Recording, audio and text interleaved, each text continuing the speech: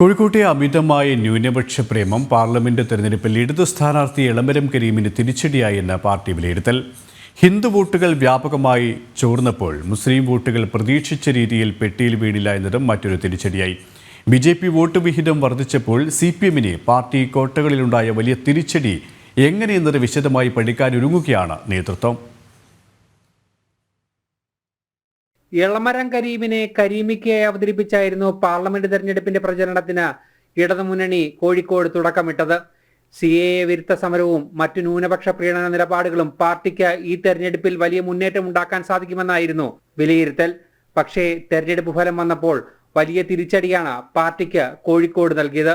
പ്രതീക്ഷിച്ച മുന്നേറ്റം സ്ഥാനാർത്ഥി ഉണ്ടാക്കിയില്ല. പാർട്ടി ശക്തി കേന്ദ്രങ്ങളിലെ വോട്ടുകൾ വ്യാപകമായി ചോർന്നു.